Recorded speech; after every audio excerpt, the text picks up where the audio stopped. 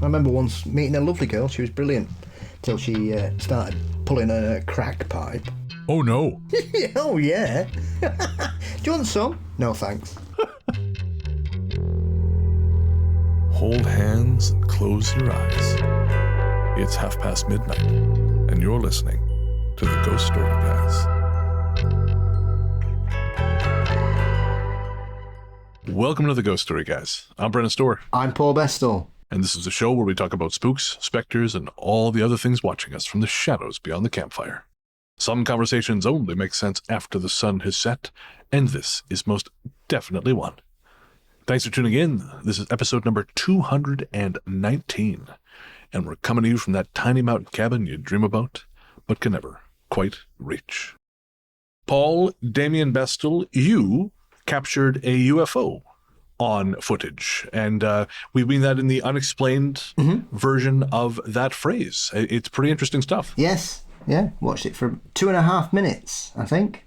I checked my satellite trackers, checked the ISS tracker, nothing on either that I could correlate it to. Wasn't a drone, because it was too high up, too fast.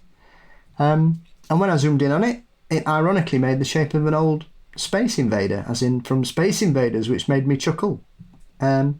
Yeah. It was a bit strange, but yeah, that was taken at 11:30 on Tuesday night, I think. That is pretty incredible stuff. I love shit like that. And it was obviously, you checked all those things. I looked at it. I certainly cannot, I mean, not that I know jack shit about commercial aviation, but it was a very unusual shape and a very unusual brightness for such a thing. Yes, it was. That's what caught my eye, because it was so bright and moving so quickly. It just automatically pulled my eyes, because I'm always looking up, because we've got bats around the back and all sorts. So I love to watch the bats flapping about and stuff. And one of the local owls is always out on the hunt at that time of night as well. So it's nice. And foxes and badgers are all squirreling about, and drunk people walking home from the pub. So you see a lot of interesting things. But I didn't expect to see that. And it was quite weird, because the day before I'd seen some weird lights in the park, like somebody had built some kind of Wicker Man thing. Oh. And it was quite windy, so I didn't know if it was a lamp that we've got in the park, that the wind was blowing a tree and it was creating a weird shape. But when I went to check yesterday, that lamp was there, but it wasn't doing what I caught as well, and that was a bit peculiar. But I think that was more to do with people just mucking about than anything else. Right, okay, I was going to say, man, strange things are afoot in Sheffield. But then to see that the day after was a bit peculiar, and like I say, it's always... Because obviously I've seen we saw the ISS earlier on this year, because it flew over the park at 10 o'clock. I was with the friends, and we were like, wow. And I said, right, because of last time, when is the ISS due over Sheffield? And it said 5 minutes past 10, and it was 4 minutes past 10 when we saw that. So straight away, like, bang. But that was just odd. No kidding. Well, if we remember, we'll put that in the Ghost Story Guys Facebook group. We'll see if we can get some folks weighing in on that. I know I fired it into a group chat I'm part of and got absolutely fucking nothing out of it. Cool light, bro. Actually, that would have been an improvement on what I got, but I'll leave it there. But yeah, no, it's very cool stuff. And this episode, as you'll have gathered from the everything, the cover art, the name on your pod catcher, I am actually taking a week off as you hear this. I am going, I know, what a bastard. I am a loser. Going out west for my lovely wife's birthday. So I'll be out there for about 8 days. And it just... Piffle. So it just happened to sort of fall on the recording day. And so I thought, what better time, since we are doing a wet, hot Canadian summer of hauntings, why not reshare our Haunting of Toronto episode? Of course, originally recorded in July 2023. This episode, actually, coincidentally, I had just at the time met up with our listeners Penny and Cam in Victoria in 2023. They took me for beer and nachos at the Sticky Wicket in Victoria. And then not too long ago, I happened to go for a beer with our listener Trevor here in London, which was very cool. We met up at the Storm Stayed Brewery, which is not too far from my apartment. And yeah, had a great chat. Trevor's a good guy. He lives in Hamilton, and it was great to catch up. And I'm also lucky enough to have been invited to join our listeners Chris and Nikki for dinners in Toronto next month, or pardon me, for dinner in Toronto next month. Marvellous. It's raining listener meetups, because obviously I bumped into Fiona at the folklore. Of course, yeah. Last week.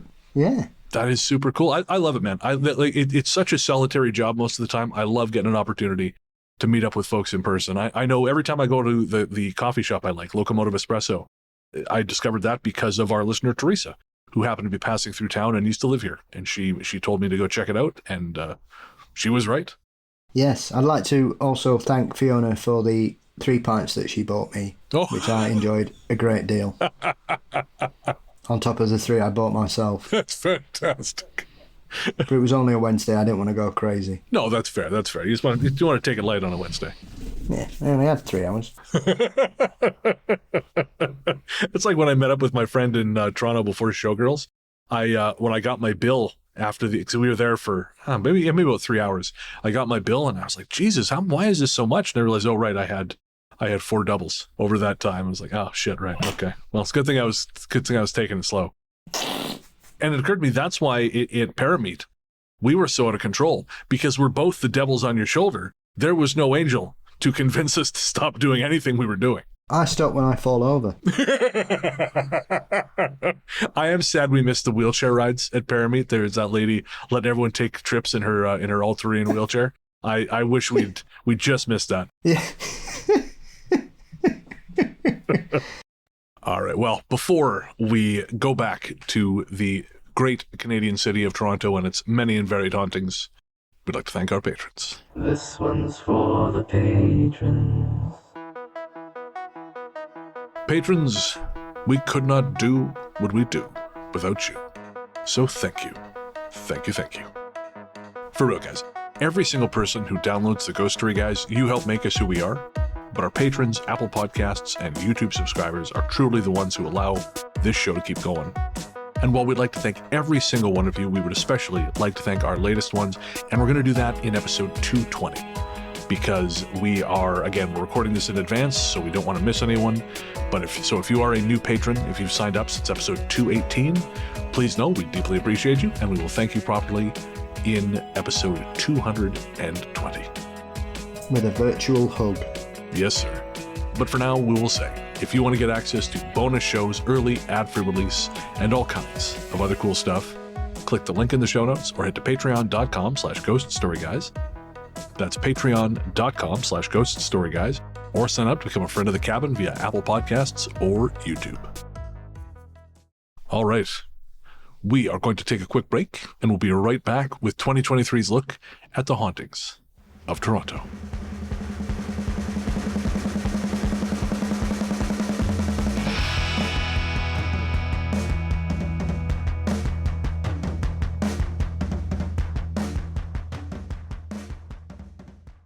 Recently, my cousin Dave from Macon, Georgia, came up to Toronto to visit.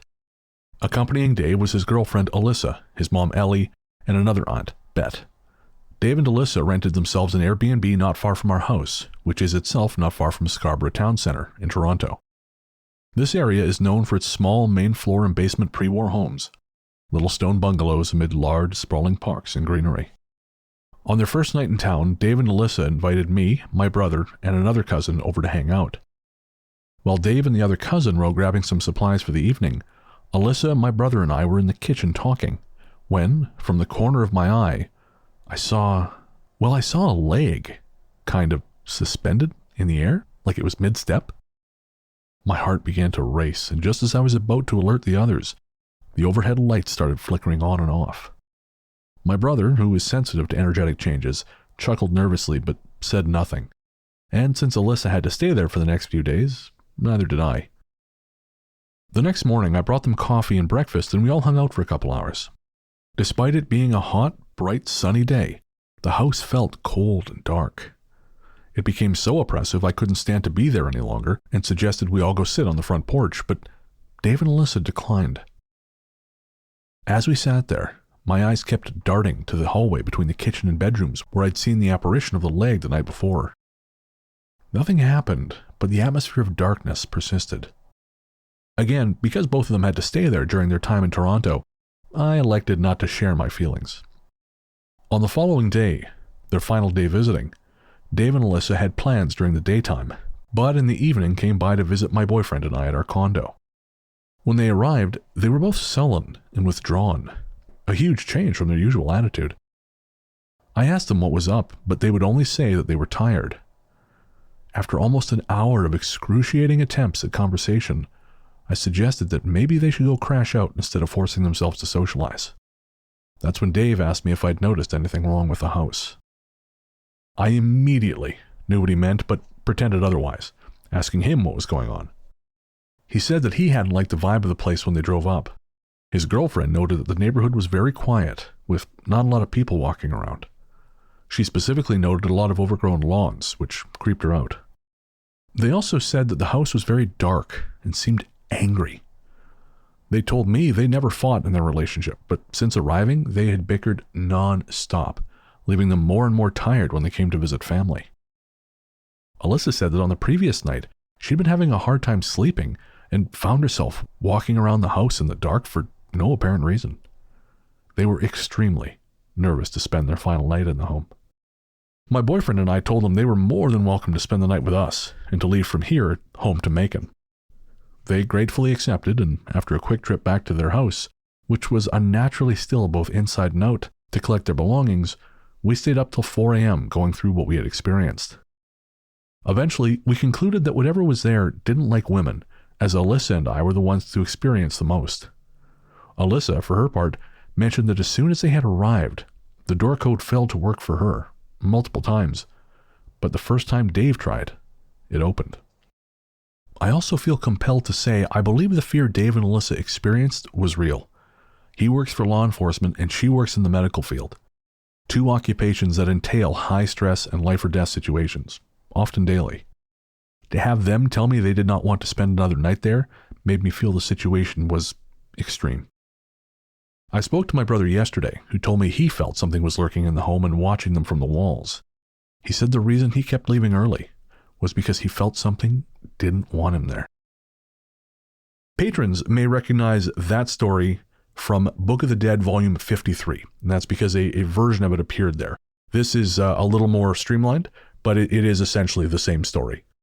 And I got to tell you, Paul, I was reading recently that Airbnb is struggling, and I don't really feel sad for them. Yeah, it's happening here as well. They've got greedy. Absolutely. And they always push it off on the hosts. Oh, it's the hosts doing it. Yeah, but you facilitate the entire transaction. So let's try not to absolve ourselves of guilt just so quickly. The thing that gets me is in this story, this woman was complaining that the neighborhood is empty. That's because all those houses are fucking Airbnbs. That's happened here. There are neighborhoods where a startling number of the houses are Airbnbs. So there's no sense of community because there's no one permanently in any of the houses. Oh, we can't figure out why street crime is up. It's because there's no eyes on the street anymore, man. That's why. This is not complicated. No, it's not. I know when they had Eurovision in Liverpool the other month, there were some real problems where people had booked it straight away, and obviously some hosts weren't aware of what was happening. And I think one guy had booked 3 days for like 400 quid, and he was all right. And then he got an email saying, we're going to have to cancel your booking because it's now $2,000. Oh my God. And so there were just loads of people were being pulled off Airbnb. They were kicking loads of venues off because they were just ramping it up. I mean, same thing happens at minute in Wimbledon with the tennis. People rent the house out for a fortnight for like 10 grand. Yeah. The thing is, like for me, if you want to rent out your primary residence and you're going to go stay with a friend or something, fine. But if you're buying up properties, which would ordinarily be homes for people and families who are going to establish their lives, feed into the local community, and you turn those into Airbnbs, that's when the whole thing breaks down. Because again, I mean, it's murdered the rental markets in a lot of cities. And the ghosts are the least of it. I mean, as far as I'm concerned, this place deserves to be haunted. Well, it's a very similar thing to what's happened in certain parts of the UK. There are areas of Wales and Cornwall especially where the locals have been completely priced out of the market because people are just buying second homes there and they use them for 5 weeks. Yeah. And that's it.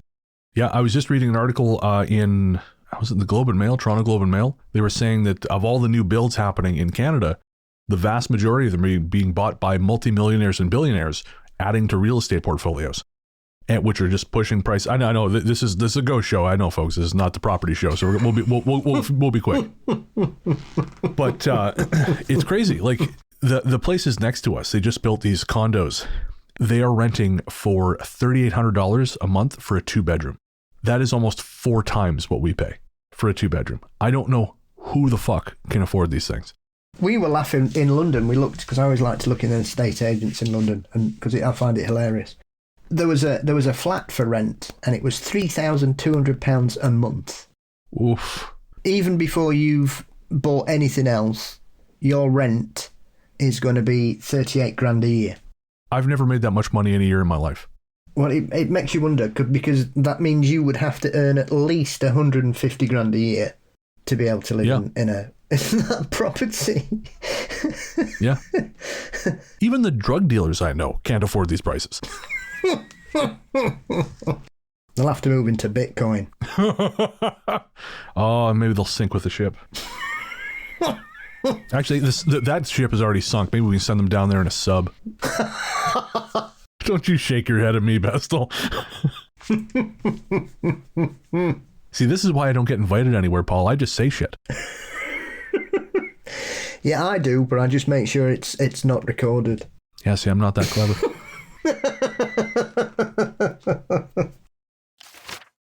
The lure. My family didn't have much money when we were kids, so to make ends meet, my parents and Uncle Benny, who live with us, took on extra jobs. One particular job happened to be as a night cleaning crew at the Keg restaurant on Airport Road in the city of Toronto. My parents couldn't afford a babysitter, so we'd often tag along just to sleep in the restaurant or car. Like I said, we were poor.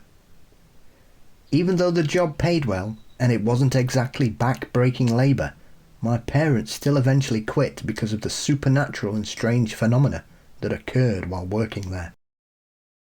I'll start with the first and most important paranormal story that happened to me and my uncle's then girlfriend Maria. At the time I was 11. It was around 3:30 a.m. and the restaurant was fully lit. In the distance you could hear my father and uncle talking about a recent soccer match. Maria and I were sitting at a table near the bar, talking and trying to pass the time. At some point, like most nights, we both nodded off. Usually, what would happen is that we would be then woken up by one of my parents when it was time to go. Well, this particular night didn't quite go to plan. As I said, Maria and I had nodded off beside each other until we were woken by my Uncle Benny. Benny, who was and remains a happy-go-lucky guy, shook us both pretty hard and told us to wake up and then follow him to the basement. He said he needed help moving something out of the way and it was urgent and it involved my mother. Maria and I quickly jumped up, gathered our things and started to make our way to the basement. In the few moments it took for us to gather our things, my uncle had moved a good 20 feet away from us and was urging us to follow him, reminding us that this was an emergency. A moment later, and we'd lost sight of him. We started to frantically look around the restaurant but couldn't find him, and that's when the night took a turn. As we were looking for my uncle, we turned a corner and bumped into him. When he saw us, a look of shock came over his face. Almost out of breath with fear, we asked Benny, "Hey, what's the emergency?" Stuttering briefly, he responded with, "You two. Your dad yelled to me that you two were trapped in the basement and he couldn't open the door. He told me to go to the car and get a crowbar to pry it open." It was like the world had shifted sharply to the right. Maria told Benny we were looking for him because he'd woken us up, saying my mother was having an emergency in the basement. He said that was impossible because he and my father were walking past the basement door when he heard us calling for help. It was at this point that my father came to where we were, loaded with heavy objects he planned to use in knocking the door down. Seeing us clearly not stuck in the basement, he started scolding us, telling us it's not funny to scare somebody like that, and asking how we got out. We explained to him that it was my uncle who had woken us up and told him to follow him to the basement, that we were then following him when we lost track of him, only to bump into him and recap everything up to this point. The four of us were standing in the restaurant looking puzzled, trying to figure out what was going on, and just as we were about to continue with the work, my mother, who was on the other side of the restaurant, came running towards us saying someone was trapped in the basement. They needed help, but she couldn't open the door. There are no words I can use to describe the look on our faces other than pure terror. Something was trying to separate us. After a few minutes of shock, we finally collected ourselves and decided it was best if we all stayed in the same room for the rest of the night. Fair to say my parents did a half-assed job and got out there as quickly as possible. So I got to tell you, Paul, it's been a while since a story has really grabbed me the way that one did. But that one genuinely creeped me out. Yeah. It's very odd to have 3 different sets of people who all experience different things that seems to be all trying to force them into the same area. Weird. Yeah, and it just begs that question: what happens if you go? What is in the like basement? That's it, right? It's like that night my friend and I were in the desert, and the GPS kept telling us to drive off into this dirt track into the dark. Of course, we weren't dumb enough to do that, but you do wonder what would have happened if you had. And, did you just get somewhere and nothing happens and you're fine? Or do you not come home? Are you another statistic or a mysterious episode of Unsolved Mysteries? Yeah, exactly. I was doing a little bit of a reading, and there is a famously haunted keg restaurant in Toronto. This is actually not that one. But I thought I'd bring this up because, again, when you look up, haunted Toronto, the keg at the former Massey Mansion, is the Keg Mansion now, is always the one that comes up. And weirdly, the keg in Vancouver is also famously haunted, which kind of makes you wonder what it is about the keg that attracts the dead. Like they really like their Caesars or something. I'm not entirely sure. But regardless, also Caesars, is that a UK thing? Do you guys have those? Not up here. They may be in cities with electricity and things, but we don't have them in the unwarranted north of England. I certainly don't have one in Sheffield that I'm aware of. Might have somewhere else, but... Oh, no, sorry, the drink Caesars. Oh, no, we don't have that either. Oh, really? Oh, okay. I wondered why I didn't register at all when I said Caesars. Okay, yeah, Caesars is, it's like a Bloody Mary, but with Clamato juice instead of tomato juice. With what? Clamato juice? So you guys don't have Clamato juice either. The hell is that? It's tomato juice and clams. Kidding out. You don't have that? No. Really? Oh, God. I mean, I like clams and I like tomatoes, but I wouldn't want them together. Yeah, it's tomato juice concentrate and spices and clam broth. Oh, I need a wash. So we were talking about shitty beer on the Patron record. I know guys. My mom's at least one of my mom's old friends. He would come to the house to party with a case of beer and a couple things of Clamato juice, and he would mix the beer and the Clamato together and drink that all night. Okay, now, was he single? He wasn't. He was married for a long time. I bet her nose didn't work. Oh, God. I tell you, it feels like there's a ghost in here now. I've got all cold. Just the very thought of that on my palate is akin to a paranormal experience. Haunted by flavor. The Paul Bessel story. Haunted by food poisoning, no doubt. Well, getting back to the Keg Mansion. So, like I said, the Keg Mansion in Toronto was formerly the Massey Mansion, and again, famously haunted. But there's a story that I wanted to share, Paul, because I think you'll appreciate this. As a historian, I think you'll appreciate this. So the mansion was built in 1867 for the McMaster family, and then it was purchased by the Masseys in 1880. And one of the ghosts who's said to be in this house is the maid of Lillian Massey. Now, the story goes that basically the maid was downstairs as Lillian was dying in her bed. And when the doctor finally said she's gone, the story goes that the maid walked up the stairs into the main hall and hung herself. Now, that's horrifying. But of course, everyone says, well, why would the maid do that? Why would the maid kill herself when her employer dies? Most people say, oh, it was grief because she loved her employer so much. She loved her boss. She was such a great boss. Or they believe that maybe the maid was having a secret affair with one of the Massey men, and somehow Lillian's death would force all that to be revealed. So rather than the hidden shame of this, facing the shame, she just killed herself. And in classic historian fashion, they have missed the most obvious fucking answer, which is that these two people were in love. Surely nobody was gay before 1960 in the world. This No, it's a new thing we invented. Oh, thank goodness. Yeah. It's like that old joke about, two women, they lived together for 45 years. They shared a bedroom. They were great friends. Come on, guys. Come on. Yeah, J. Edgar Hoover and Clyde Tolson were super good buddies. Yes, Liberace. Super good buddies. Yeah, Liberace, real ladies' man, but he had a lot of good guy friends. Just before we go out, did I ever tell you the story about getting hit on by a steak chef from the keg? No. So, about 15 years ago, I was at a wedding. My buddy was getting married. My buddy was, he was a cop. So most everyone at the wedding was cops. But he'd met his wife when he was a waiter at the keg. So obviously before becoming a cop. So half the wedding party was cops and the other half was folks from the keg. And at one point I was sitting at the table and this young gal, probably about my age, at the time I was in my mid-20s. This young gal, we're doing the thing and what do you do? Oh, what do you do? And she looks at me and she says, I cook steak at the keg. Does that do it for you? What? And I kind of laughed.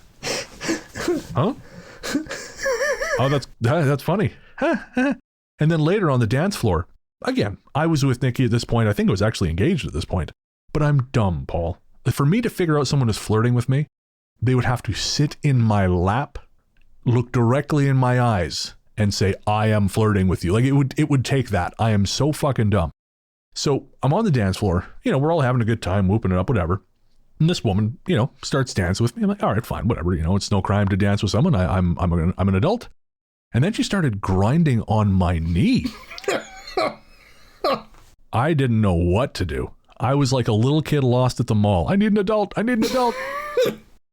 No idea. Like, okay, I figured it out then. So I guess you either have to sit in my lap and tell me or grind on my knee on a dance floor. And I kind of seized up and eventually, I don't know if she figured out this isn't working, but she kept trying. And finally the bride came over. She saw it and bless her. She came over and all I saw was her going, which I think was her saying, oh, that man's a moron.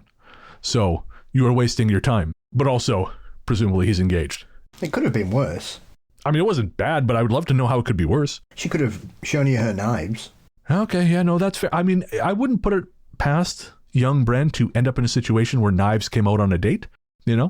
I remember once meeting a lovely girl. She was brilliant till she started pulling a crack pipe. Oh, no. Oh, yeah. Do you want some? No, thanks. I just had some. I'm crack full. Not on a Thursday, no, love. Yeah. Oh, man. He's going to hear this, so I'm going to be very circumspect. You know who you are. You've told me this story. He listens to the show, but a friend of mine was getting intimate with someone and her nose started bleeding. And he was like, oh, well, that's fine. And the first thing she did is she clapped her nose over her hand over her nose and said, I'm not a cokehead. So you are then. Oh, Paul, we've gone way far from ghosts. This is going to be an interesting show. Already it's an interesting show. Yeah, the ghost of someone's nose. The Bachelor.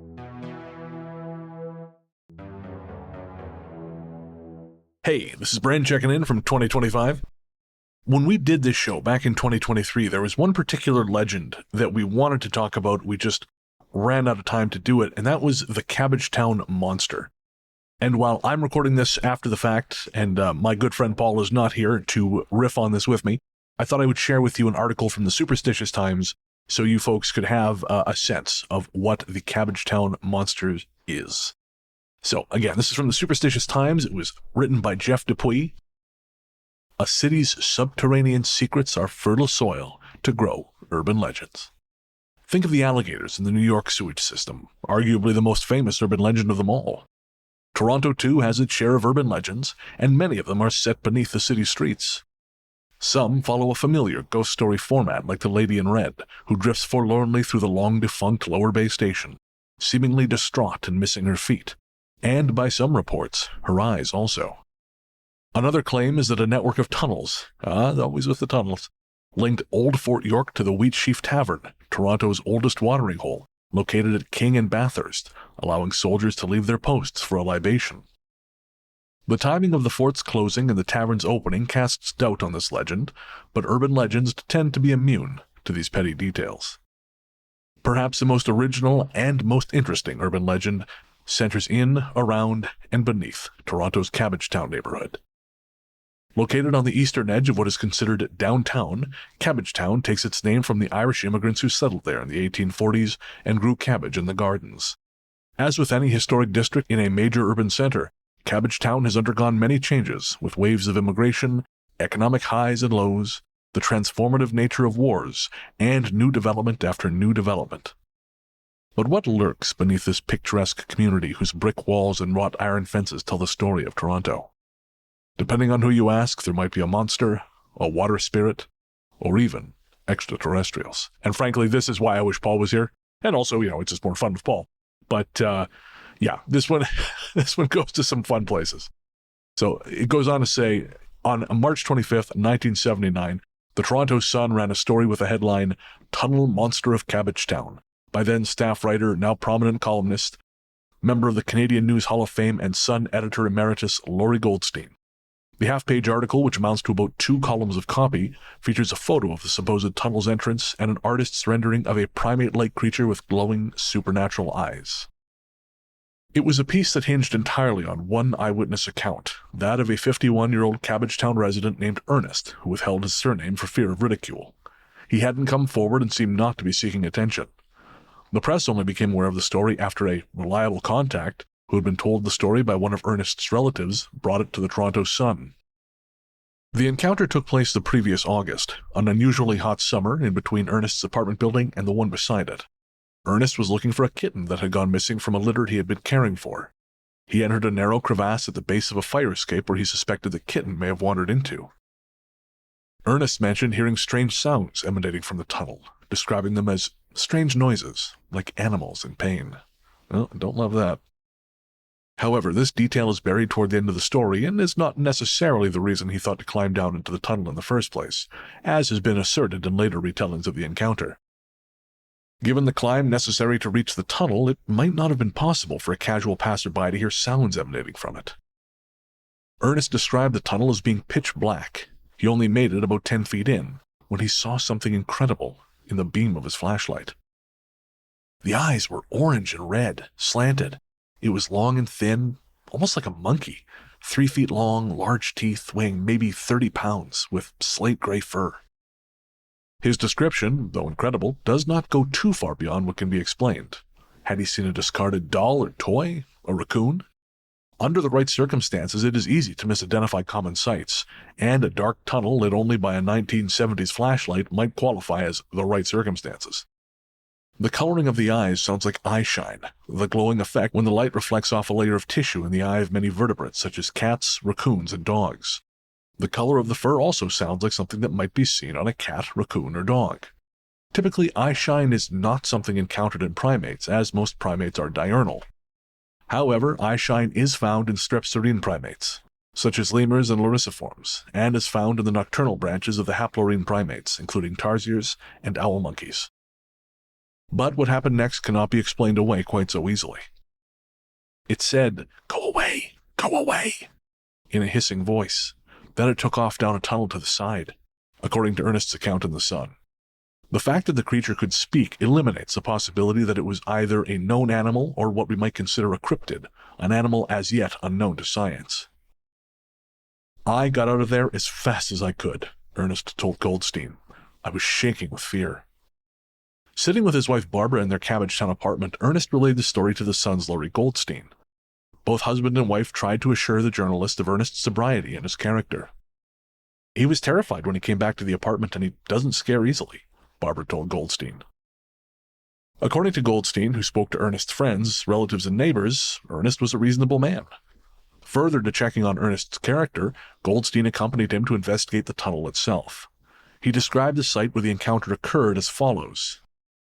"It is at the bottom of a narrow passage between the building where he, Ernest, lives and the one next door.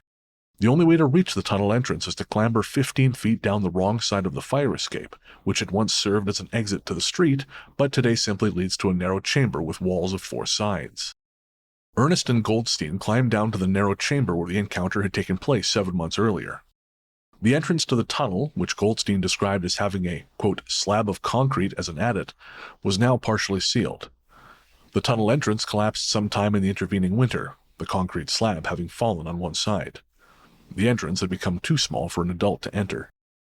An unnamed sewer worker interviewed for the story doubts that the tunnel connects to the system, suspecting that poor drainage caused the earth to erode beneath that section of concrete. Without access to the passage, there was no way of confirming how far it went or what it might connect to.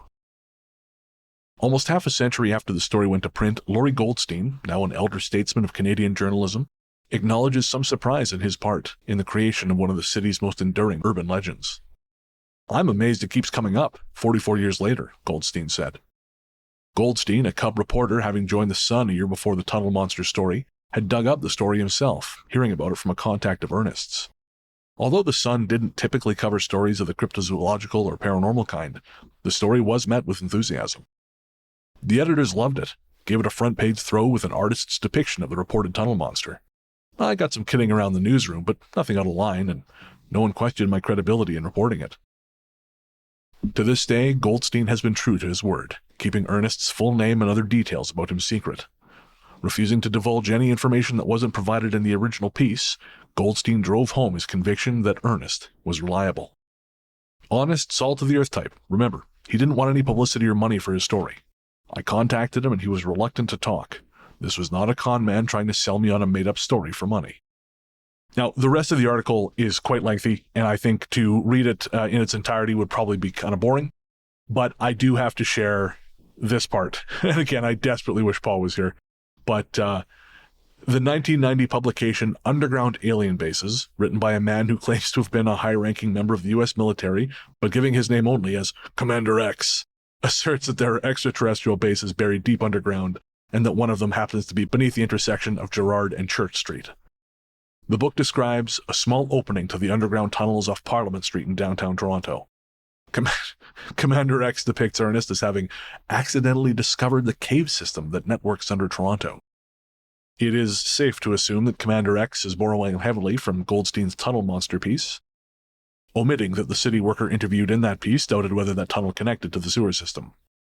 Commander X's contribution to the lore continues, as his book claims that strange magnetic effects have been observed at Gerrard and Church, a result of strange happenings and the generation of powerful electromagnetic fields underneath.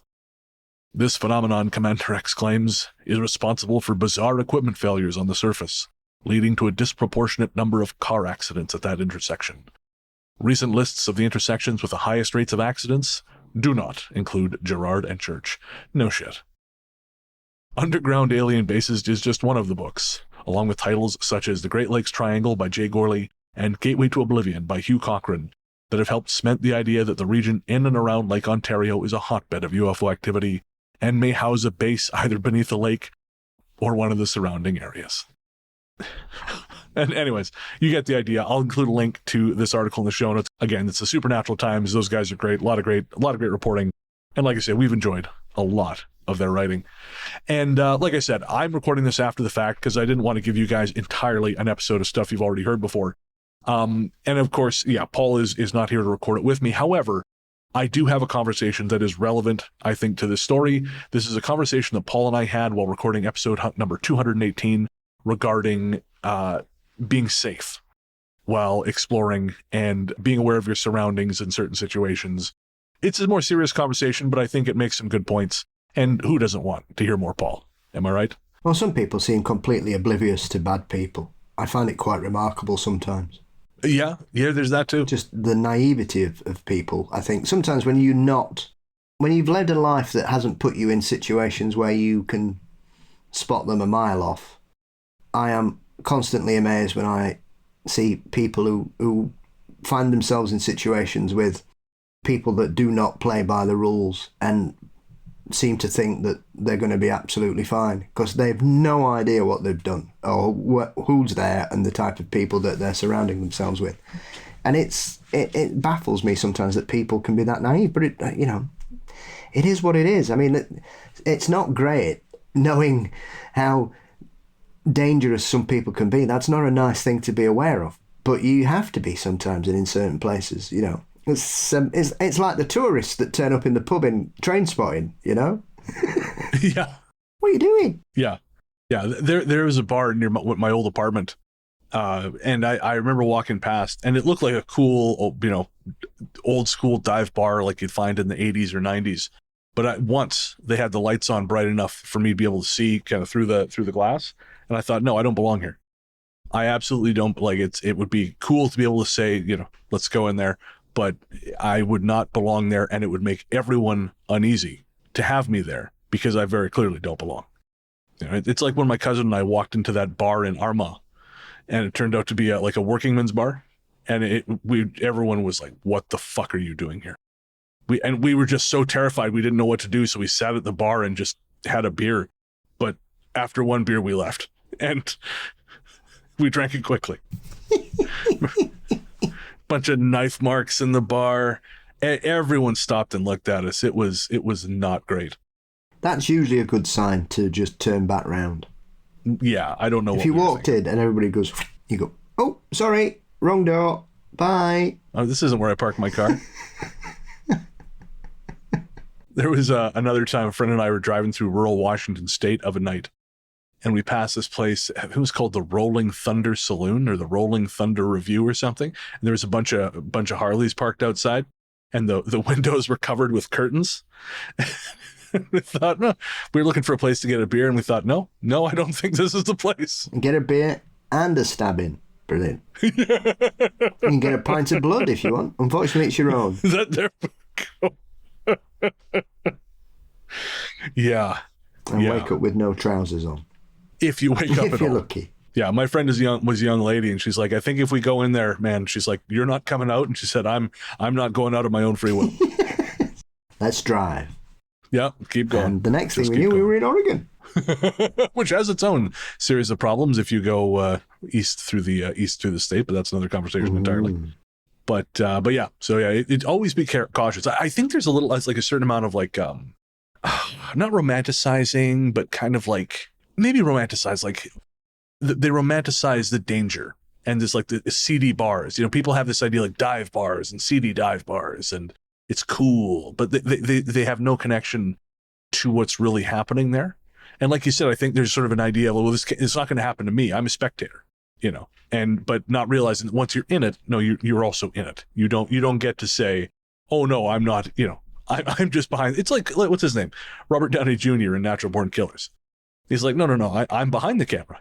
Things don't happen to me when I'm behind the camera. Yeah, exactly. There's plenty of places that I wouldn't step foot in Sheffield. Yeah, and you're Paul made of steel vestal. Yes, but the trouble is the people in there are made of titanium. That's it. And That's adamantium. Far stronger metals than somebody like me. Yeah, break me like a piece of straw. That's it. Like, no matter how tough you are, there's always someone who's worse. And even people who move in those worlds, they only have certain patches where they can move without trouble. So I think it's a very naive and kind of blinkered worldview that makes you think that I can just go wherever I want to and I'll be fine. Oh yes, absolutely. Seen too many people over the years come a cropper through stupid choices. Yeah. I used to know a guy. He was dating this girl at the time, and she had a big mouth, and she used to think because she was kind of bawdy and outrageous that she could say anything she wanted to anybody. And there were times where she would pick these terrifying dudes because she thought, well, I'm cute, I can get away with it, right? But she'd always done that with guys who moved within, more or less our circles, who are, most of them are relatively harmless. Not all of them, but most of them. And even the ones that are not harmless are not like these guys. And they almost took my friend's head off once, this pair of dudes. Again, she was just saying outrageous shit. And, but they were not buying it. And that almost went very, very badly. It was a bad night. Absolutely. And you can see that people like that, as strange as it sounds, they've got rules that they wouldn't take it out on her, they'd take it out on her partner. Oh, 100%. Yeah, so they're bad dudes, absolutely. But they're not bastards. And that people sometimes can't get their head around that, because occasionally you'll bump into people that won't give a shit that she's a woman. They'll put their hand straight through her face. 100%. Well, I think I might have mentioned this on the show before, but there was a case on what's her name? Is it the Vanished podcast or The Vanishing? I used to listen to it all the time. I haven't listened to it in a while now, but there was a case of this young girl who went missing. She was dating a drug dealer, and she just disappeared one day. And her family used to say, like, it worries us that you're dating this guy because he is bringing you when he meets, higher level guys. And her thing was always, well, he'll protect me. You know, he's a bad dude. He'll protect me. And she is gone. And the story that came out, that sort of came through the grapevine, and was that eventually this guy was having a meeting with someone higher up in the organization, someone who was very cagey and known for very, very, snap, violent decisions. And the girl was on her phone. She was there. She was at the meeting. She was on her phone. He thought she was taking pictures of him. And because he was the boyfriend's boss and the guy was insane, he couldn't stop him. And that's how these things happen. Like there's someone in my life who I care about very much who used to kind of like just skirting the edge of that world, because again, they thought it was so different from anything they knew, and they'd been able to navigate it very, very well. And I managed to come into their life at a certain point where I was able to say, hey, you only have so many kicks at this particular can before it kicks back. Because they would tell me stories, and I'd say, man, you're flying pretty close to the fucking sun. You know that, right? And they couldn't see it because they were in it. And they're like, oh, it's always been fine so far. Why would it not be fine after this? Yeah. I mean, I've had to stop people putting themselves into situations because they've seen something really shit happen, and I've gone, you're not getting involved. You get involved, you're going to get messed up. And I'm not getting involved, and I'm not going to come and get involved in this. You need to turn around and you need to walk away now. Because if not, you're going to be on your ass like you've just seen happen there. Whoa, you can't do that. I said, I don't care. Yeah, it's awful. It's shit. Shouldn't be happening. But I'm telling you what, you'll get it worse if you stick your nose in that. Come away and bugger off. And they were going, it's ridiculous. Oh, and I said, no, what I've done is the right thing. You might disagree with me right now, but I'm telling you what, you wake up tomorrow, you'll know it's the right thing. Not proud of it, but what's the point in everybody getting beat up? We don't even know these people. Leave it. Yeah, man. You got to pick your battles. Always. If you take nothing away from this, folks, and you're thinking, why the fuck am I listening to this? This has nothing to do with ghosts. But I think this just extends to the wider world, man. You have to pick your battles. Because if you don't, man, you can't fight everyone and everything at all times. You're going to see injustice, and we're seeing it now in a lot of different ways. You can't take on every single thing, because you're going to get your ass beat. Bachelorette party. In August 2011, one of my friends booked a room at the Delta Chelsea Hotel in Toronto for a bachelorette party. There was about 10 to 12 of us that went to the party. My friend Maria was the one who planned the bachelorette party, but the Chelsea wasn't her first choice. Another friend and party attendee, Vina, insisted upon it. In fact, insisted upon the particular room we had booked, which seemed weird, but Maria rolled with it, as it was actually cheaper than the place she was considering. We later found out why Vina wanted Maria to book this particular hotel, but we'll get there. I got to the hotel and called the elevator. It was shortly after stepping off the elevator on their floor, the 19th, that everything changed. I suddenly had a heavy feeling, and as I approached the room, I began to feel so dizzy, I thought I was going to pass out. At the same time, I felt like I was bleeding out from a body part. It seriously felt like I was experiencing someone else's death. By the time I got to the room, I was sweating like crazy, my arms feeling heavy to the point that it felt like they were going to pop out of my sockets. One look at me and the friend that opened the door asked me what the hell was wrong, because I looked like I'd run a marathon. Once I'd settled down a bit, I told them what I experienced walking down the hall. Some of the friends looked surprised, but Maria and Vina knew I had a sensitivity to the other side and took it calmly. In room 1902, I started feeling another set of emotions coming from the bedroom. I felt anger, fear, and the smell of murder, among other things.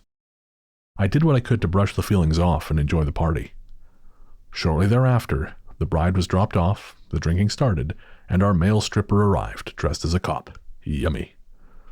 To be clear, that is in the story. That is not me editorializing. After the stripper show, we decided to go to a Mexican restaurant for dinner. We had a great time, and I nearly forgot about the feelings I'd gone through. As we were waiting for dessert, Vina brought up the subject of the paranormal.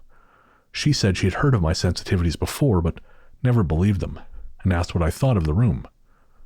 Pissed off at her rudeness, I repeated what I felt upon entering the 19th floor, and she looked surprised. She said she had convinced Maria to book the Chelsea, and that room particularly, because someone had been murdered there. She thought she would catch me out if I spent a night there, and didn't mention anything. One of the other friends asked if Vina and I were playing a joke on them. Mind you, at this point, I didn't know if there actually had been a murder at the hotel or not. It's not something you typically look up before you go to a hotel. And I didn't know if Vina was pulling my leg, but I swore to the friend that I, at least, was on the level. I couldn't speak for anyone else. Since it was getting late, we decided to go back to the hotel to get ready to go clubbing. Although I didn't want to go back there, I didn't have much choice because my stuff was there. Plus, it took a lot of convincing for my parents to let me stay overnight, so I wasn't going to pass up the opportunity. That's a mistake I realized the next day. Going back to the hotel, I felt the same emotions I felt coming and going the first 2 times, the strongest emotions being in the bedroom. I felt the sorrow and fear from a woman and the anger from a guy. I just didn't like it in the room, so I quickly changed and put on my makeup in the bathroom. We went clubbing and had so much fun that I totally forgot about the hotel incident for a couple hours. Throughout the night, our friends slowly started to drift home until it was just the bride, Maria, Vina, another friend, and I. About 2:30, we went back to the hotel where everything felt just as bad as it had before. It didn't make it any easier with Vina joking about what I was going through, although nobody else was laughing. With everyone being pretty drunk, we fell asleep quickly. I'm not sure what time it was exactly because I couldn't see the alarm clock on the nightstand and my phone was on the charger in the main seating area, but I woke with a start. Imagine being underwater too long and suddenly coming up for air. That's when it started. I couldn't move my body, and it felt like someone was sitting on my chest, choking me. Somehow, it felt like this person was going to kill me with a sharp object. I couldn't move my arms or legs or fight whoever it was off of me. By the weight, it felt like it was a man. I felt like I was losing consciousness from not breathing, and at the same time, it felt like a ringing in my ears. When I tried to focus, that ringing sounded like a woman crying or screaming no. I don't know how long it went on like this, but all of a sudden I was shaken awake by my friend. I shot up off the floor like my butt was on fire, and I don't know if it was my scream or my friend's scream, but it woke up everyone else. I lied and said I had a nightmare, and they all went back to sleep save for the friend who had woken me. Then I went into the bathroom and threw up. When I came back out to the seating area, my friend was waiting for me, and I asked how she'd known to wake me. She explained that she had dreamed of a lady who asked her to help me by waking me up. She said she felt peace from the lady, but she was persistent about her helping me. And that is when she woke up to find me with my eyes open, struggling to breathe, but not moving my body. She described the woman from her dream as elderly, with totally white hair to her waist, wearing a lime green sari with a white top. I was in shock because she had described my maternal grandmother to a T. The green sari was what she was cremated in. The funny thing about the situation was that when I felt the pressure on me, I couldn't think of one Hindu prayer I learned as a child, so I started concentrating on my grandmother. I guess she came through. So I looked this one up, Paul, and apparently there was actually, I don't know if it was in that room, but there was a double murder-suicide at the Delta Chelsea Hotel in 2006. Had you heard anything about this? No, I haven't. I'm not aware of that. That hotel is completely new to me. I know of a haunted hotel in Toronto, but it's not that one. It's got one of those interesting ghosts. It's supposed to be a grey-haired man who wanders around the 8th floor, I think, smoking. Oh, interesting. Oh, what's it called? The Fairmont? That rings a bell. Fairmont Royal or something? That's the only haunted hotel in Toronto I'm aware of. So anything else that's a bit strange, I wouldn't have known, no. Okay, yeah, so the Chelsea Hotel. It's apparently the largest hotel in Canada, which I didn't realize. It's got 1,590 rooms and 3 restaurants. In 2006, there was a couple and a friend of theirs on this package tour with a group, basically. As I understand it from my kind of cursory reading, and I'll include a link in the show notes, folks.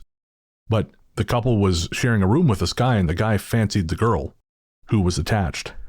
And the couple started going at it. I guess they thought quietly. Well, this poor fucker was sleeping on the floor, which just as an etiquette thing, don't do that. That's weird. Not that, again, that does not merit what happened next, to be clear, because what happened next was wrong. But just as a general etiquette thing, don't bone while your friends are in the room, unless that's all a thing you've agreed upon, in which go with God, have fun. But, and that was not the case here, because he heard, again, he had a thing for the woman, and he killed both of them. And then he stabbed himself. They think he may have been trying to make it look like self-defense. but he bled out before he could call help. It was the whole thing. So again, I don't know if that was floor 19 or not, and if it was this particular room, but it's a horrifying story. I prefer my story that I knew. Yes, it's much nicer. Although, that is not the most fucked up story attached to that hotel, if you can believe it. No. Because in 2012, a housekeeper, I believe her name was, I got it here, her name was Nigisti Semret, who was working as, I think, maybe a supervising housekeeper at the hotel. She was followed home by a stalker, and she was killed just outside her home in the part of Toronto known as Cabbage Town. And the guy who did it was eventually sentenced to prison. However, before that happened, he also killed his former roommate to hide the crime. He was tried for both murders, thankfully, and I'm not even going to say his name because fuck that guy. But he will hopefully die in prison. But he actually dismembered the roommate and tried to remove her from the premises. Yeah, it was gnarly shit, man. So again, not to discourage anyone from staying at the Chelsea Hotel because I'm sure it's fine, but it's got a tragic history. It's like that. Wow, what do they call? They call that guy that did the show about him, and he was part of a really rich family in New York, and he died. Oh, the Jinx? The Jinx, that's it. When he was arrested the first time, that's what he'd done to his neighbour, hadn't he? He chopped him up and put him in bin bags, and that's how they went back to him. And he said that was self-defence, and he got off with it, didn't he? Oh, yeah. I can't remember that guy's name, but yeah, that was the one where in the documentary, they catch him because his mic is still hot when he goes to the bathroom. And he says, well, they figured you out. You're cooked or something like that, talking to himself, not realizing he's still being recorded. Yep. Durst. Yeah. He died in prison during the pandemic. Did he? I didn't realize. He was sentenced at the beginning, and I think he passed. I think he caught COVID in prison and died. I'm going to say it, Paul. Not a loss. No.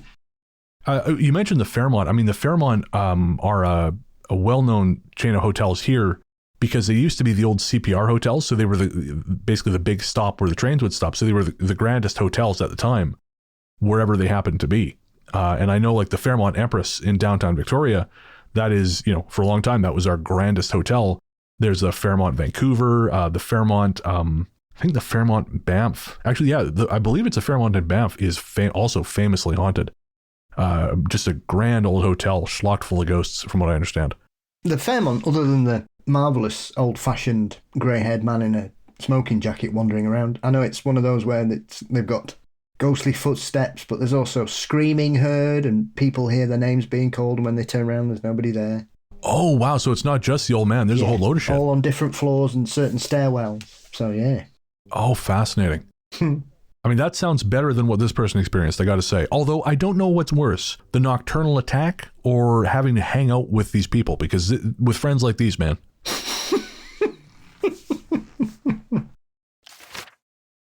Serendipity. I moved into the place I live about 7 months ago, and my roommate has a cool little book collection sitting in the living room.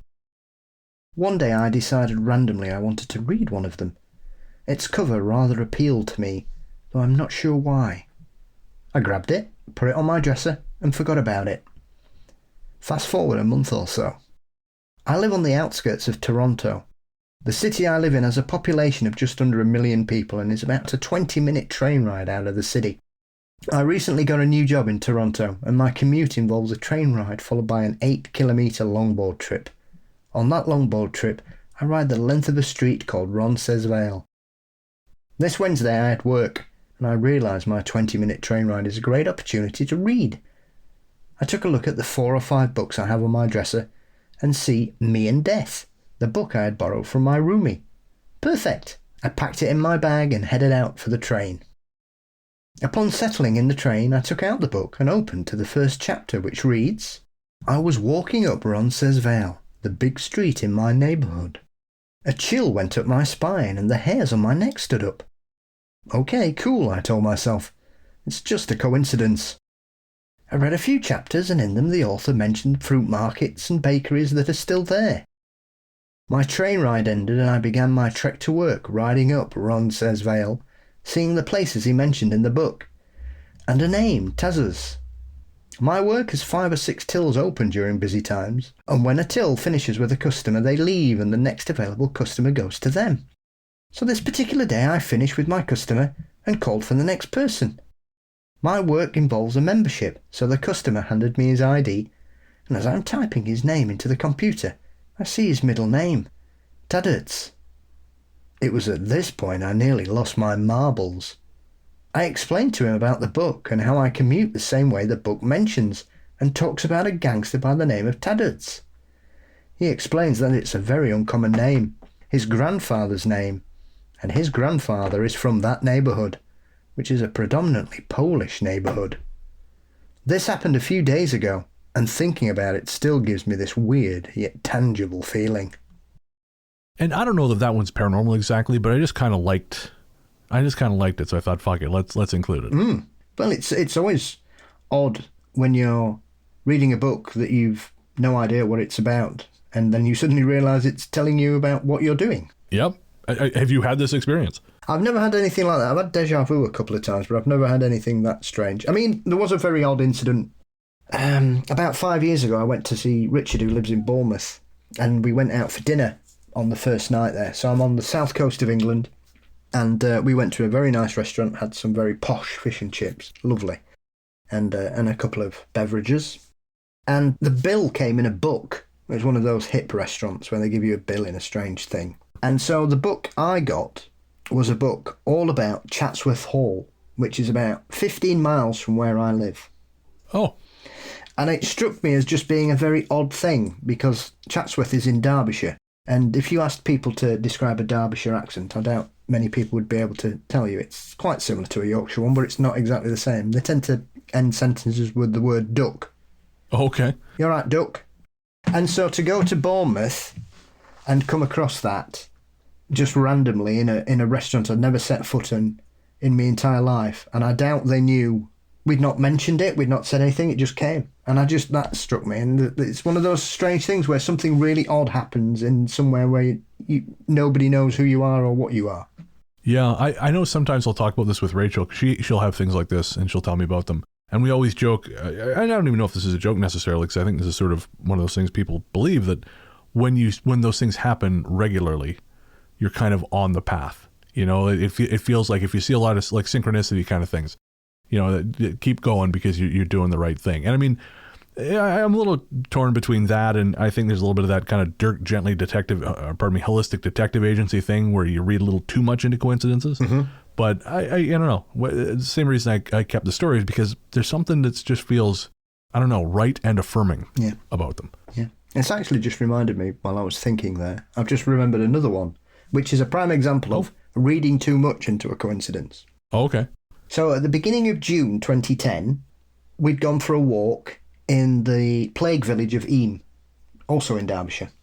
And there's a little walk you can do, which is like 10 miles, and you basically walk past a bench called Five Counties Bench. So if you sit on this bench, you can see into Yorkshire, Cheshire, Derbyshire, Nottinghamshire, and Manchester. So you can see 5 counties from this one particular bench. It's amazing, beautiful. And we'd parked in Eyam, and we'd done it all round, and then we sort of headed back down. And as we were coming down, we were next to this very busy road, these beautiful old houses, and we're with the dogs. And all of a sudden, this beautiful border terrier just comes belting out the yard into the road, and there's traffic everywhere, and I'm like, shit. You know, this little dog's going to get killed. So I had to give the dog to my partner at the time. I said, right, because she'd got a dog, I'd got a dog, and we got this little terrier dashing about in between, like running into the road, running back. I was like, chuffing, we're going to watch a dog die here today. So I gave her the dog. So I managed to get, and as I bent down, pick this dog up, as I stood up, this car just went, vroom, and I thought, fucking hell. This is great. This is just what you want to do on a Friday afternoon. So I'm like, Jesus. And obviously this dog had come out of this house. So got this little dog in my arms, and I knocked on the door, and I said, excuse me, I believe this is your dog. And he's like, oh my God. And this dog had apparently got out the second floor window, like slid down a roof onto the garage, and then jumped off the garage to get out the yard. And I got it. But anyway, this dog was called Pickle. And it was beautiful, lovely little dog, and it was kissing me all the way while I was taking it there. And so I was then convinced that this, Brennan, was a sign. Because in 1966, when England held the World Cup football, the World Cup trophy was stolen. Somebody nicked it. Can you believe it? Because obviously, displaying it in a shop window without a fucking alarm's a really sensible thing to do for the most expensive football prize in the world. And so some scoundrel stole it. And there was a nationwide hunt, newspapers, a big reward and everything. And it was found by a dog called Pickles, who was on a walk with his dad, and he found it stuffed under a hedge wrapped in newspaper. So I was therefore convinced that because I'd saved a dog called Pickles' life 2 weeks before the 2010 World Cup was happening, that it was a sign that England were definitely going to win it. And do you know what, Brennan? What's that? England were fucking dreadful that World Cup. and we got absolutely hammered by Germany 4-1 in the second round. And if you hadn't saved that dog, they would have won. One game, the highlight was a fucking eagle landed on the post. That was the most interesting thing that happened for 2 hours. See, that eagle was going to grab that dog. And then butterfly effect, England takes the cup. Honestly, I'd have had more fun pouring bleach in my eyes for 2 hours.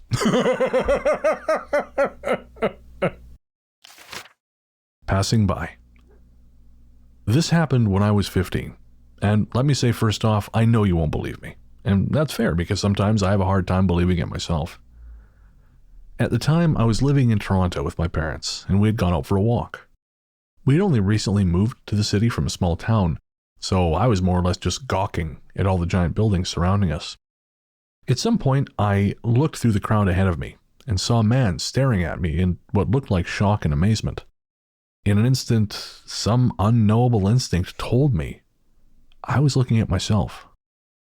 We walked past each other, staring, and with each passing second, I was more and more certain of the feeling. This man was me. Well, older me. It was like my mouth stopped working and I couldn't speak. I could only stare and wonder. Then we passed out of sight of each other, and I was just left with questions. My parents, for their part, seemed unaware of what I just experienced. You know where this is going. 10 years later, and I was 25, living on my own in that great big city. I can't remember why I was out, whether I was coming back from a fitness class or going to meet with some friends, but I was walking down Dundas, dodging slow walkers, when I saw him. Well, me. Younger me. 15 years old, standing where I had stood 10 years before, with my parents. All I could do was lock eyes with the younger man, our shock clearly mutual. What am I saying? Of course it was mutual. I still remember how it felt. I wanted to tell myself something, but I couldn't break my stride. Couldn't say anything. For a brief moment, it was like I was merely a passenger in my own body. I could not make contact, but I wanted to. My parents died in the years between those two moments, and I wanted to say something to them, even if just in passing. But my body kept moving, my head straight, only my eyes able to turn and see. All I could do was open my eyes wide and watch as I passed by. And Paul, I pulled that one out of the Glitch in the Matrix subreddit, and I love that. And I also, that kind of thing wrecks me. You know, the idea of being able to communicate with your past self or even seeing your past. And I don't know why, something about that just breaks me. Yeah. I think it's because a lot of us have troubled younger parts of our lives where we think that it's tough, it's awful, we don't fit in, we don't feel where we are. And yet we get to a point in our lives where we look back and think, if only I'd known it was going to be all right, I would have probably been able to deal with things a bit stronger. But then you think, it's that paradox, isn't it? That, as with anything when it comes to doppelgangers or time travel, is it that kernel of knowledge that you may impart to your younger self or something completely then changes your entire path of your life? And you don't end up where you're supposed to be 30 years down the line because you've got this, it's going to be better, and therefore it takes you in a completely different path. And I think it's a difficult thing to deal with regret and grief and loss and have an opportunity to do something because we think it has to be a positive thing. But I'm also very aware of the difficulty and the danger that having that option can be, and what it could possibly do, and where you may end up. So it's a double-edged sword, isn't it? Yeah, I think about that sometimes. You know, I think, like, one of the questions I had written down to ask you here, and we'll get around to it because I'm very curious, but sometimes I ask myself, if I could go back and tell myself anything, at a different point in my life, what would I say? And like you say, you wonder if you had that opportunity, would it change things? Or, I sort of imagine like either, telling my conscious self or telling, like a sleeping version of myself, but maybe that is the thing, right? Maybe that would be the thing that lets you hang on, this lingering impression that maybe it's going to be okay. Like I don't know if I ever told you about this. This is kind of personal, but fuck it, whatever. One of my earliest nightmares was, cause obviously as we both have non-existent relationships with our fathers. My dad was a drug addict. He hadn't been in my life for decades before I found out that he was dead last year. So, not close.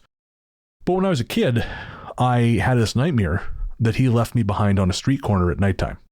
And I still, probably my second earliest nightmare. And I'll never forget it. And I tried a thing when I first started doing therapy in 2021, early 2022. I tried a thing, and it was crazy. And I actually talked to my therapist about it later. She said she felt like I almost self-hypnotized, but I did a visualization.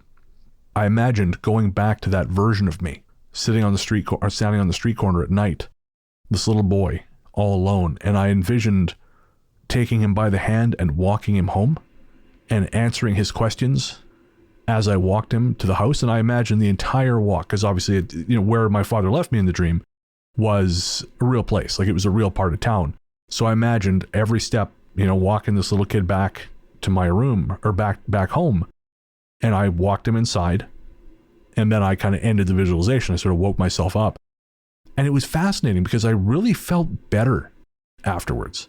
And again, I approached my therapist about this afterwards, and I kind of described it, and she said, it sounds like he sort of self-hypnotized. She said, which I didn't realize a thing people could do, and it was a really useful exercise. And it was kind of like, obviously you can't actually go back and tell your past self, but it felt like this really kind of, I don't know, like a healing way of kind of doing that without being able to actually do that.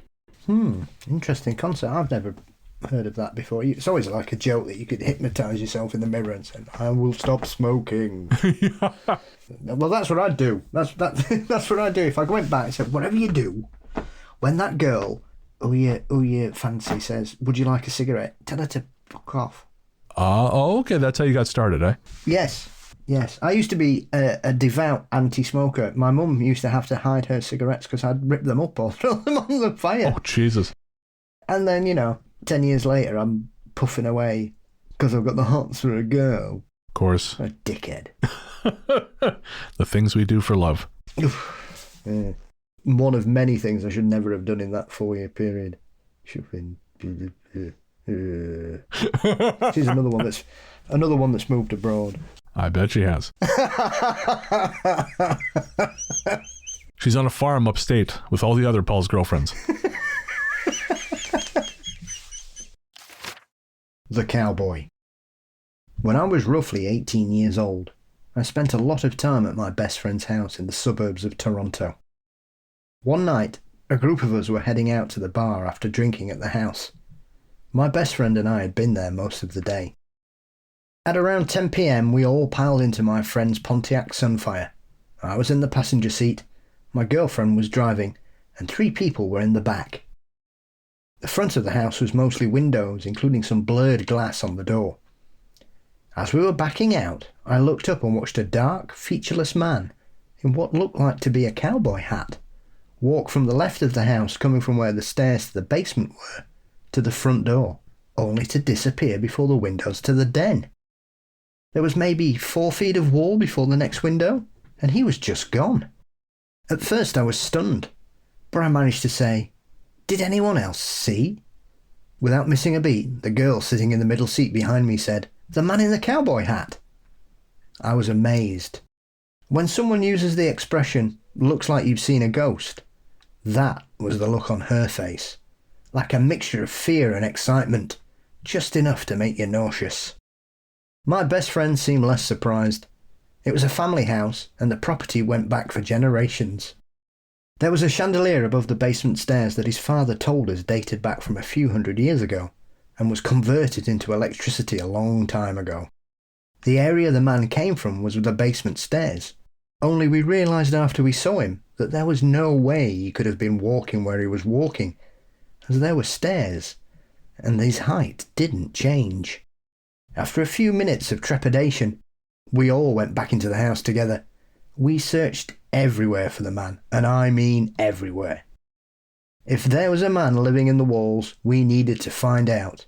All the doors were closed and locked, all the windows were closed and locked, and there was nobody else there.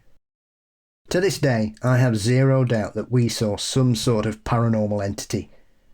My best friend mentioned his grandfather, and we did ask his dad, but we still don't know for sure who or what it was.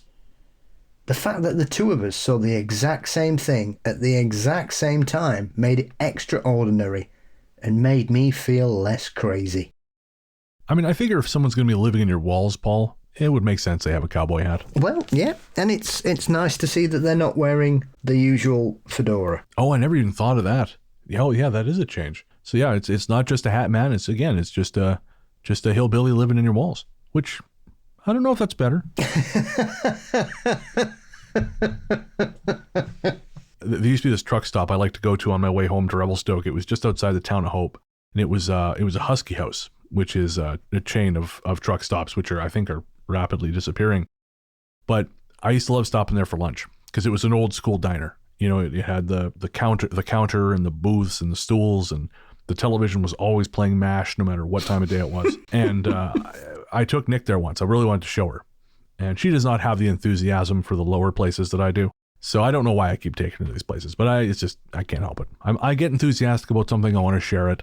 And then later I'll realize, oh, this is not your thing. Well, my enthusiasm is my enthusiasm, so I'm sorry. Yeah, I like a pub where you have to wipe your feet when you leave. Yeah, exactly. Yeah, it's like that. You can try and figure out which prison your cook went to. Oh, the kind of, when you turn up at the door and the bouncer says, have you got any weapons? And you go, no. He said, right, take one then. Sir, you are not nearly well armed enough for this bar. Here's a pull cue. Have fun. You know, you just want to snap that over your legs. And there we go. Now you're set. Yorkshire nunchucks. So I took Nick to this place once. And again, she was not a fan. And I left her at the table. I had to go to the bathroom. And I come back, and this old truck driver was already hitting on her. I was gone seconds. And he was this old, tall, skinny, he looked like a lurch. And he had this gross old cowboy hat on. And so reading that story, I just kind of imagined that's who was living in that guy's walls, was this weird old man from the truck stop. And Nick never let me forget it. She's like, you left me alone with the serial killers. I'm sure he's not a serial killer. He's just a very lonely old man. Well, yeah, I mean, truck I'm not drivers. Saying he wasn't. He probably wasn't. It would have been good if he looked a bit like Lurch, that his chat-up line to Nick would have been, you rang? I don't think he was that suave. I think it was more like, what are you doing out here alone by yourself?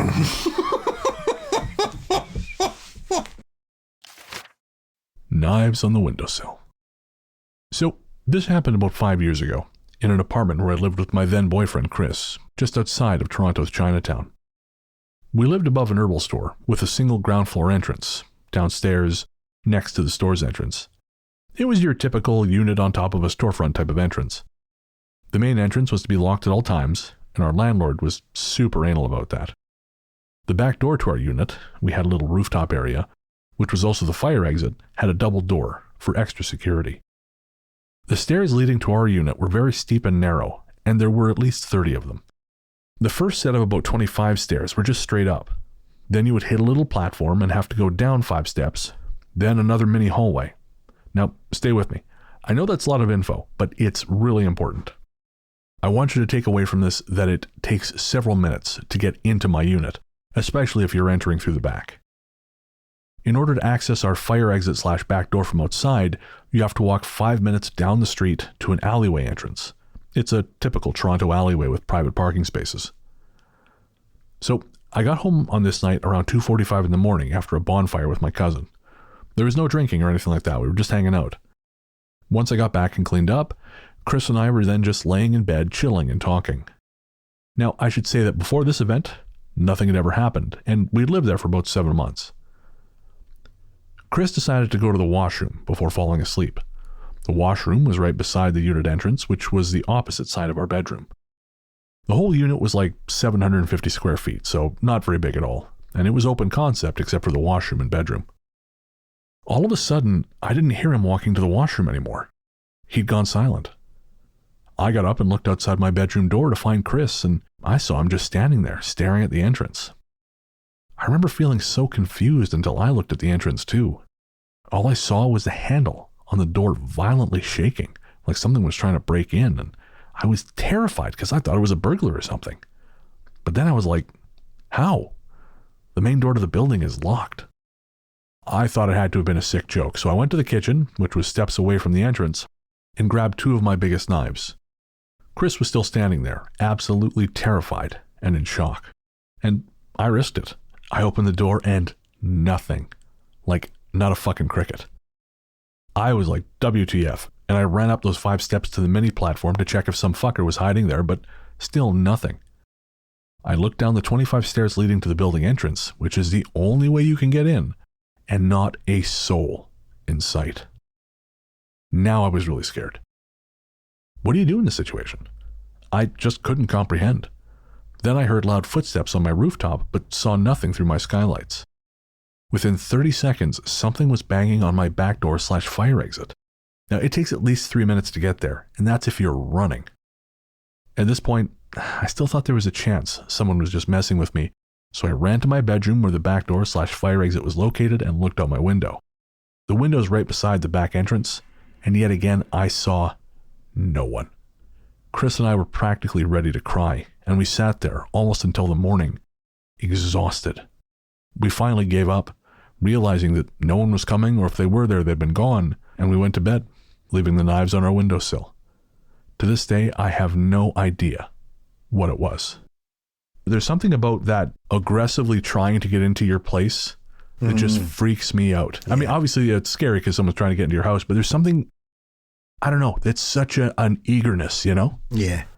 I'm aware there's a couple of, and I thought it was quite odd, that the only haunted place that I'm aware of in Toronto's Chinatown is the old Swai Kwayang restaurant, or however you pronounce it. Probably Siquan, I think. Yeah, it's supposed to be cursed, wasn't it? Yeah, that's, well, it's funny you say that, because that was the listing I found too. It's at 346 Spadina in Chinatown. And I found a reference to it on Reddit, and basically, yeah, it's believed cursed. And apparently just, it's very much a part of the local lore. People, you know, some folks would never go in there because they said that the feng shui had, I like trapped something in there. Oh, no, sorry, I have the note here. Believed cursed as well as haunted, the restaurant remained closed for many years. However, before giving up, the company had a traditional Chinese exorcist called in, who pointed out that the 2 billboards directly across the street pointed like an arrowhead directly at the restaurant, which allowed a natural flow of evil spirits easy access to the building. Yeah. Like I said, one of those things that you'll traditionally see, Chinese restaurants have a lot of mirrors in them, which is often to deflect spirits away, or they get lost. They can't find the way, is the general consensus. I didn't realize that. I had no idea that was why these places had so many mirrors. To bring good luck, protect the place. Interesting. To me, I don't think it was probably haunted. It was clearly that they had some Jiangxi living in the basement. I hope so. That's way cooler. I got to tell you, man, I don't know. I looked up what that building looks like now versus what it used to look like. And I sure hope there's hopping vampires downstairs, because they've otherwise stripped the character right the fuck out of that building. Oh. Folks, if you want to look it up, it's, they say 346 Spadina Avenue in Toronto. Go back to 2016. You'll see what the building used to look like. Very cool, very ornate yellow building. Now it is this soulless, modern, concrete nonsense. It's just soulless. There's nothing interesting about it whatsoever. So again, adding hopping vampires could only improve the place. Well, that's my favourite Chinese restaurant in Sheffield, unfortunately, didn't make it through the pandemic. But I never felt scared when I was there. I feel like the best Chinese places should scare you a little bit. How much sodium am I putting in my body right now? When we go back to the UK in September, obviously we're staying with Nick's mom in Clevedon, and there's a restaurant there we both love. They make these amazing crispy duck pancakes. And I haven't had Chinese food in ages, but this is like that's really high end. It's really nice stuff. I'm used to more, and of course it bears no resemblance to what is actually eaten in China. We're talking about Western Chinese food, yeah. So it should scare you a little bit.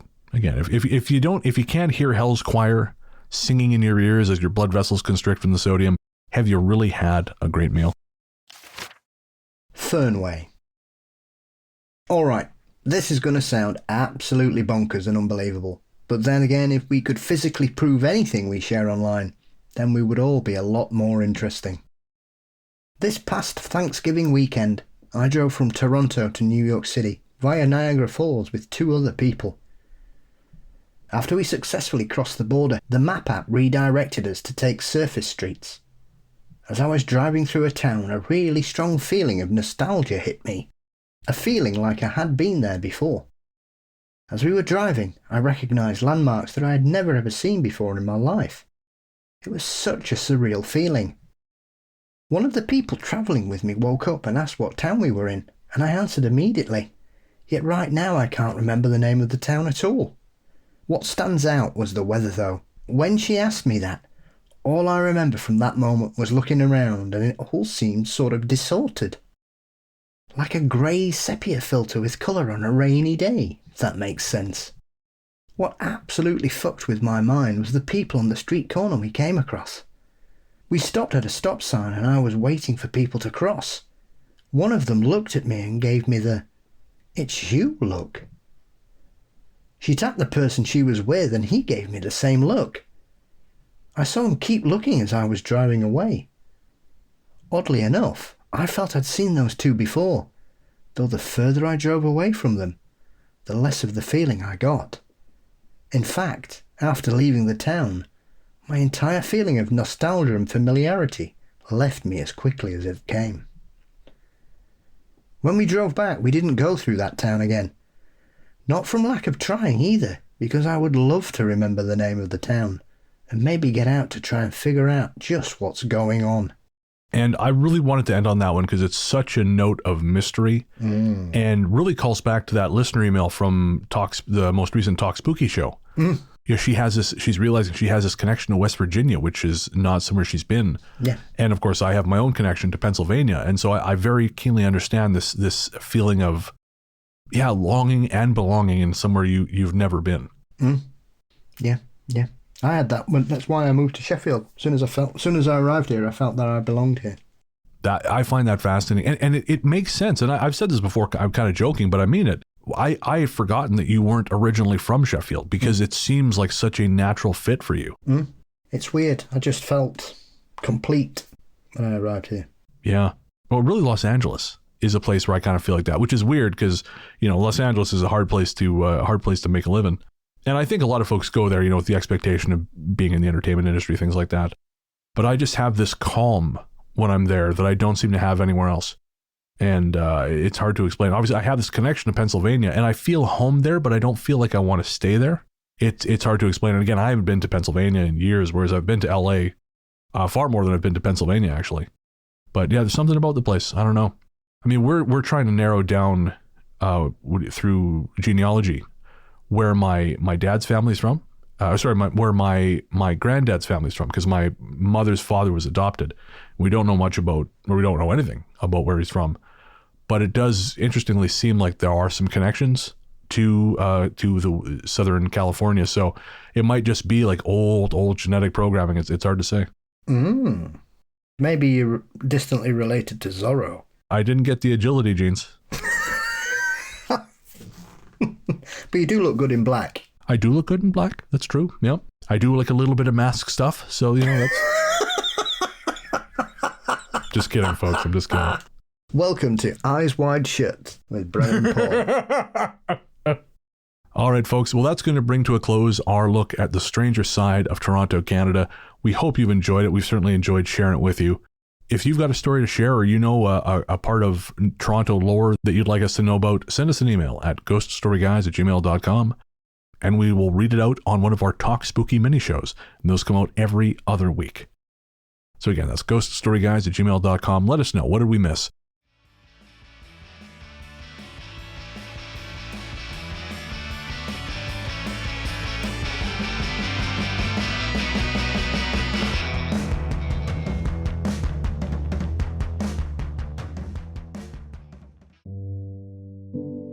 Hey there, listeners.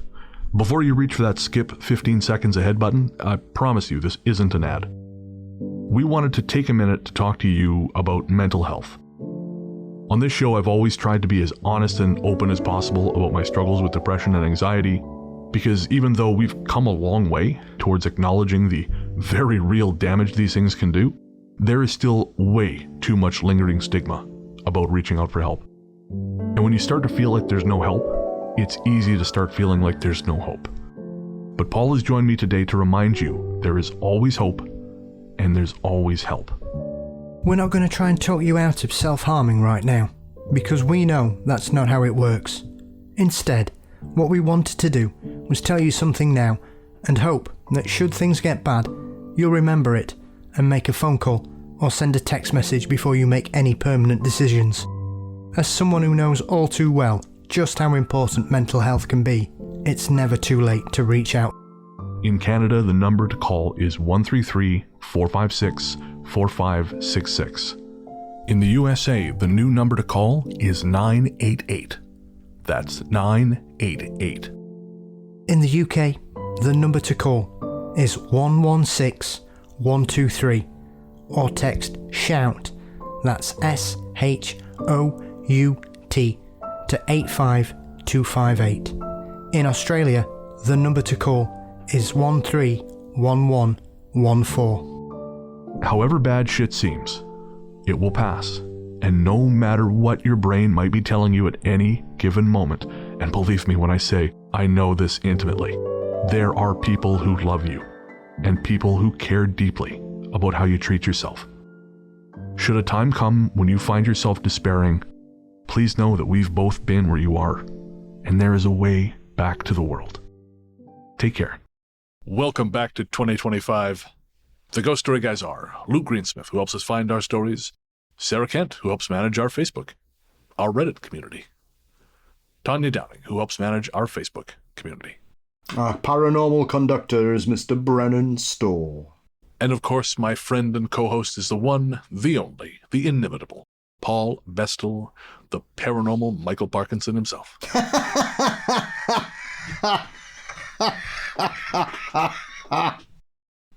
I'm not a sexist pig. Okay, I forgot about that part of Parky's legacy. My bad.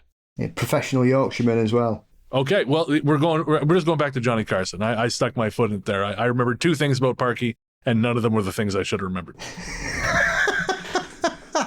Oh, you'll have to pretend to be Billy Connolly.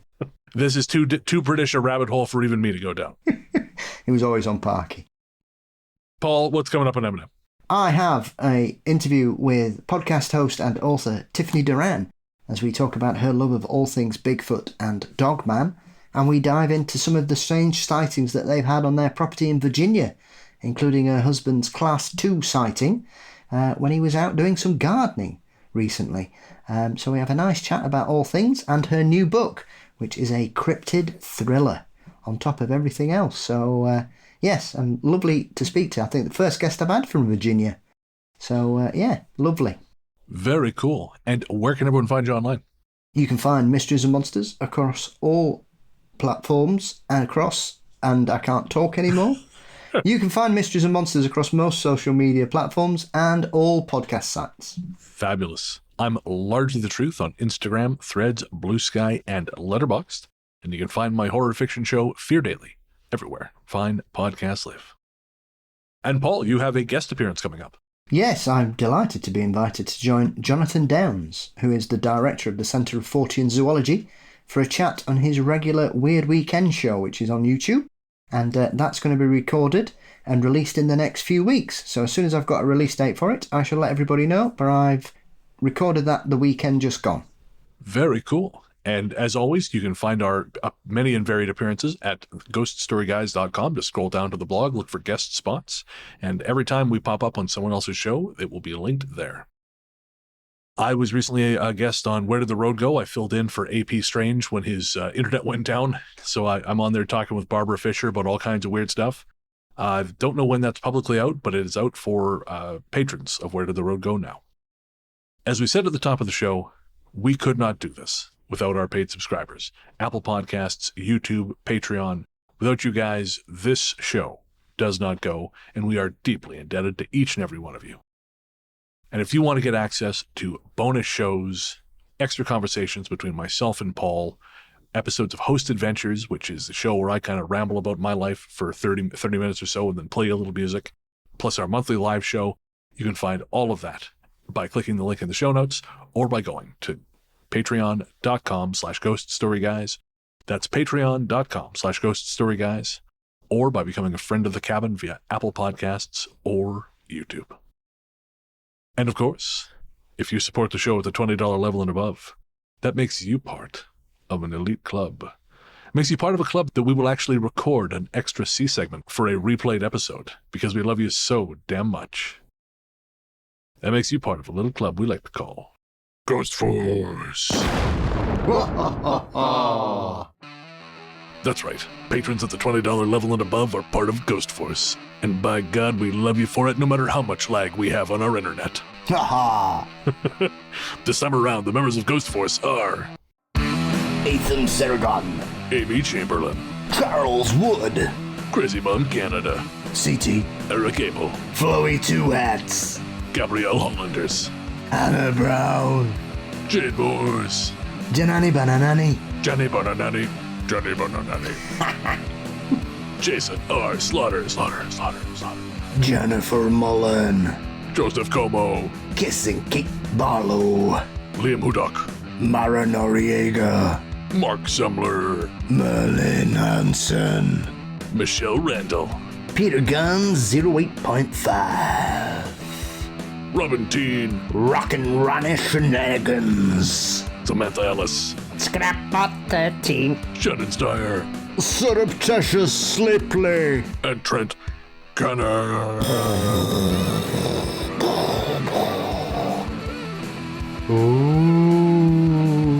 You're the few. You're the spooky. You are Ghost Force.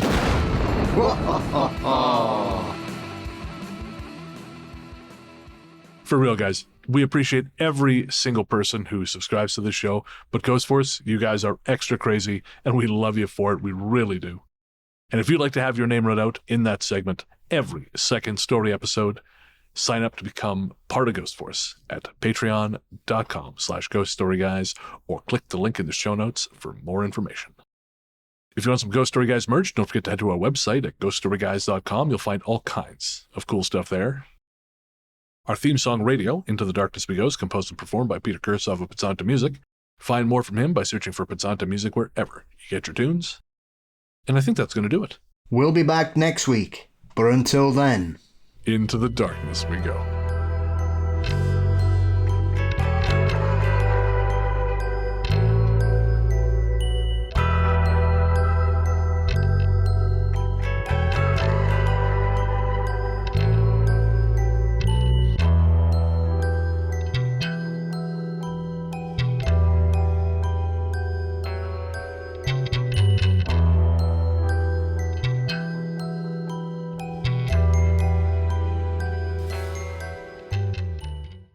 Welcome to the... Oh, boy.